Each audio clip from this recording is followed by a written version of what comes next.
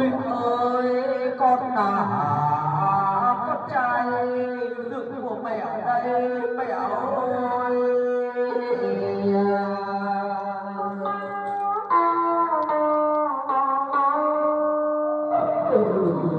Mẹ ơi con đang quỳ chân trước linh đó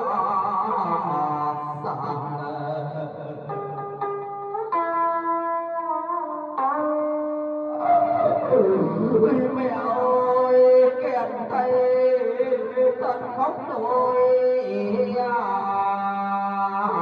này để tiến đi biển mẹ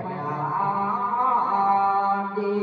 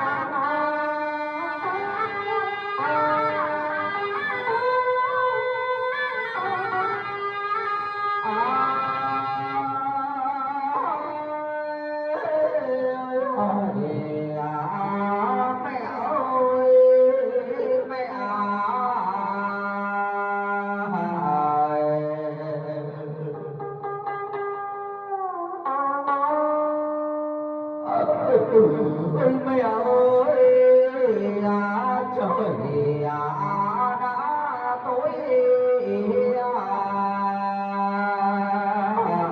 rồi.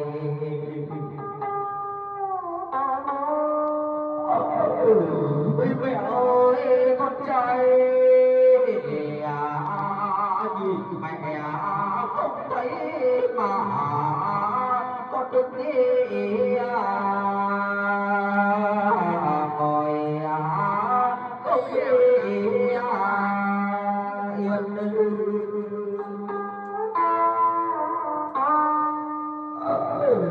Ôi mẹ ơi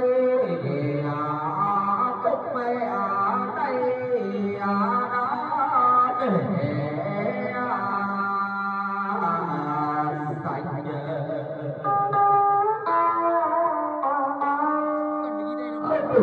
vì trong các cháu màu xanh lượng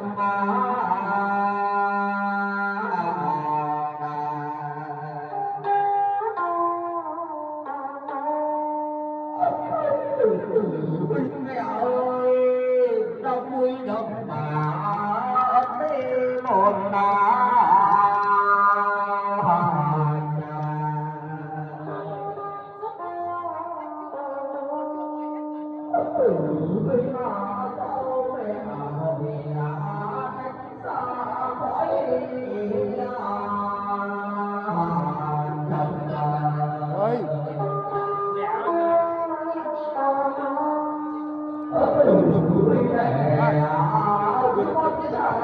bao nhiêu